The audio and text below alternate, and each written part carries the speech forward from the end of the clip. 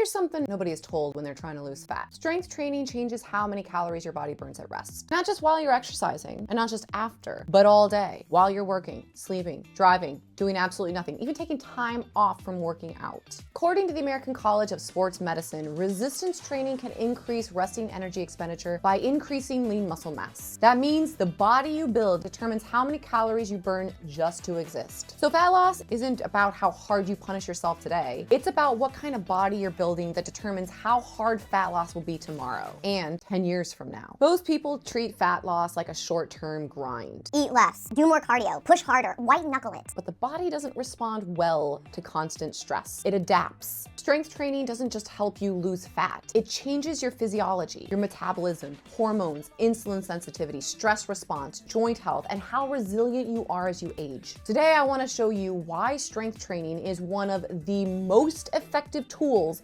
we have for fat loss and longevity, and why relying on cardio alone often works against the body you're trying to build.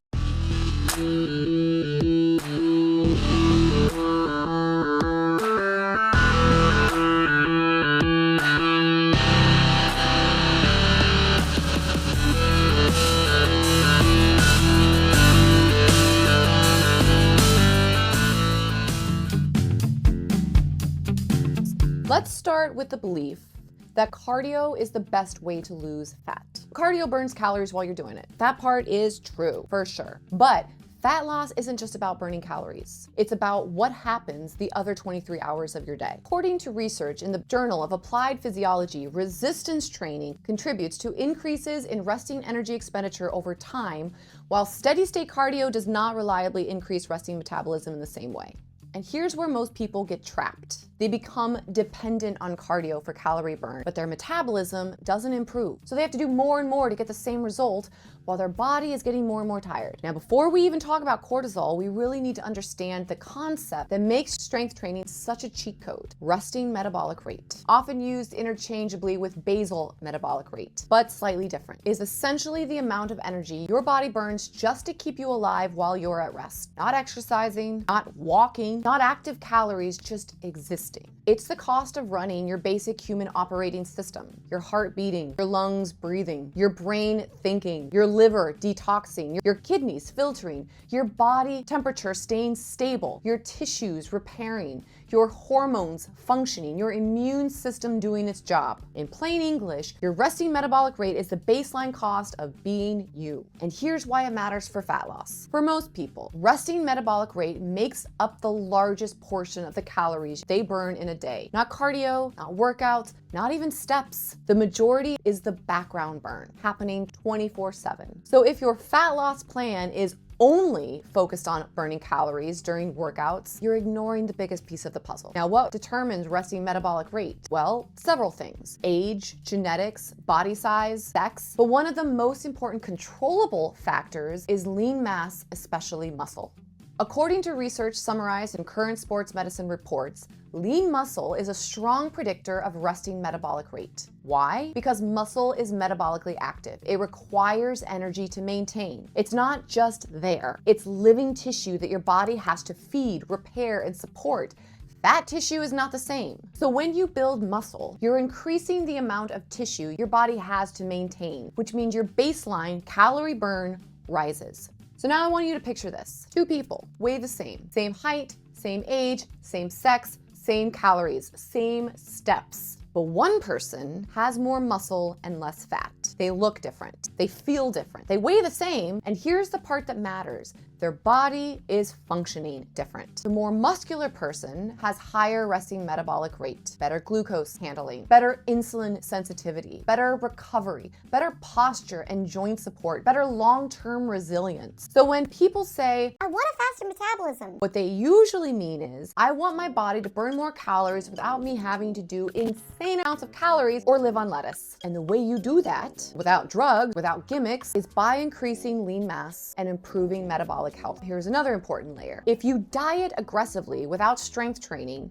you don't just lose fat, no, you lose muscle. In fact, you lose muscle first. And studies in the American Journal of Clinical Nutrition have shown calorie restriction alone causes significant lean mass loss. That means you're not just making yourself smaller, you're making your metabolism smaller. This is why people lose weight, hit a plateau, and regain it easily, because the body has adapted downward. It becomes more efficient at survival. You burn fewer calories at rest. You move less without noticing. Your hunger goes up to try to get you to eat more. Your energy goes down to get you to conserve more. Your body becomes more protective of fat storage. So if you've ever thought, my metabolism is broken, what's often happening is you've lost muscle over time from dieting, stress, and not training it. And your body has adapted to conserve energy. This is why strength training is not just an exercise option. It's a metabolic strategy. You're not just burning calories. You're building a body that burns calories. And it's also a longevity strategy because muscle isn't just about aesthetics. It's about function. As we age,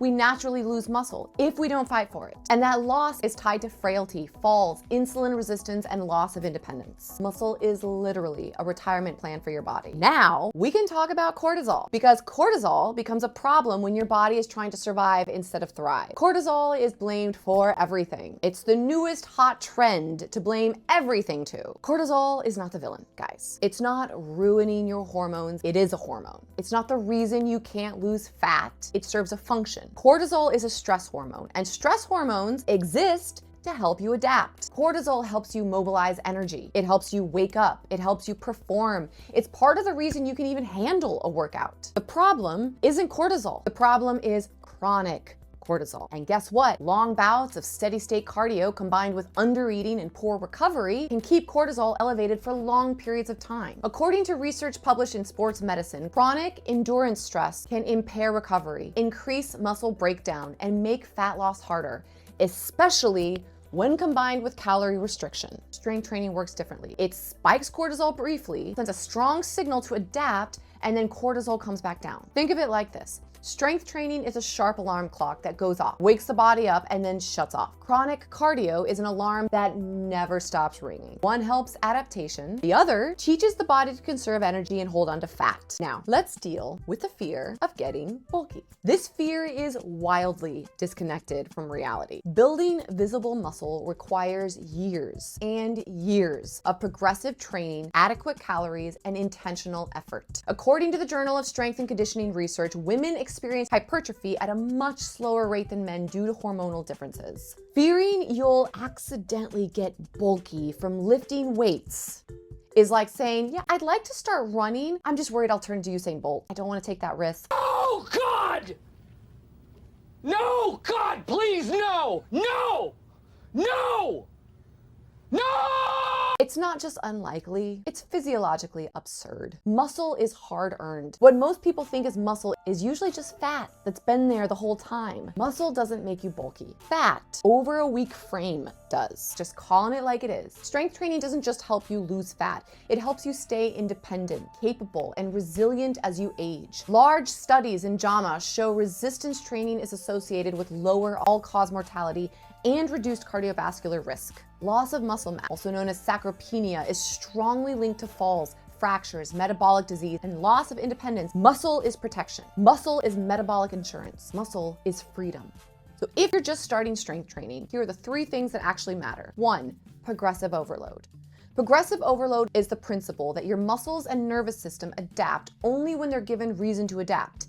If you do the same weight, the same reps, the same effort week after week, your body gets efficient at that level. And then it stops changing. That doesn't mean your workout is bad. It just means it's now maintenance. So progressive overload is how you create forward momentum. It's how you go from I work out to I'm building something. Now, most people hear progressive overload and think it means you have to add weight every single workout. No. In fact, that's one of the fastest ways to get hurt or get frustrated and burn out. Progressive overload can happen in a bunch of ways. You can add reps with the same weight. You can add a little weight while keeping reps the same. You can slow the tempo and control the movement more. You can increase your range of motion. You can reduce rest time slightly. You can improve your form so your target muscle is doing the work instead of momentum or joints doing the work. Here's a simple example. Let's say you're doing dumbbell squats. Week 1, you do 3 sets of 8 with 20 pounds. Week 2, you do 3 sets of 10 with 20 pounds. Week 3, 3 sets of 8 but with 25 pounds. Different ways to progress it. That's progressive overload. That's growth. And the reason it matters for fat loss is because it's what drives muscle gain or muscle retention, which protects your metabolic rate while you're in a calorie deficit. It keeps the engine strong. You want your body to look different.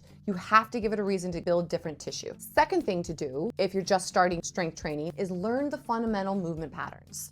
The next thing to know is that strength training is not a random collection of exercises. It's built on pattern. These patterns are basically the verbs of movement. They're how the human body is designed to produce force safely and effectively. The big ones are squat, hinge, vertical push and pull, horizontal push and pull, carry, rotation. A squat is anything where you sit down and stand up, like getting off of a chair, using the toilet, standing up while holding your kid.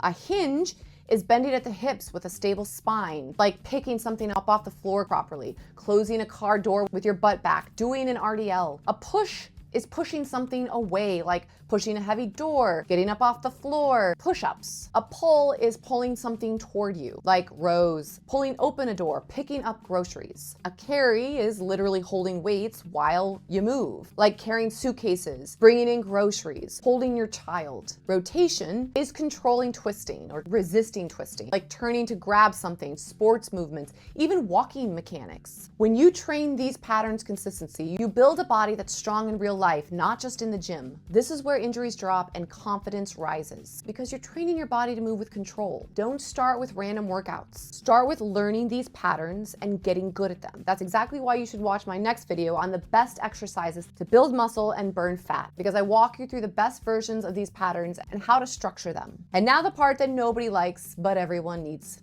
consistency. Strength training works because it's a long-term adaptation process. Your body doesn't change because you had one good workout. It changes because you repeatedly send the signal, we do this now with this load. This is where most people mess up. They go hard for 2 weeks, miss a week, start over, change the program, start over, try something new, start over, and then they think the problem is the workout. No, the problem is they never stayed with something long enough to adapt. Muscle is built through repetition. Skill is built through repetition. Confidence is built through repetition. Fat loss is built through repetition. Here's what consistency looks like in real life. It looks like training 2 to 4 days a week for months, not days. It looks like repeating the same basic movements long enough to get stronger at them and apply the progressive overload principles we talked about before. It looks like accepting that boredom is part of the mastery. You can keep it new by adding new variables. It looks like not treating motivation like the requirement. Consistency is how you tell your nervous system, your metabolism, and your identity, this is who I am now. And if you want a practical starting point, here's the simplest version. Pick a realistic number of days per week that you can stick with. 2, 3, or 4.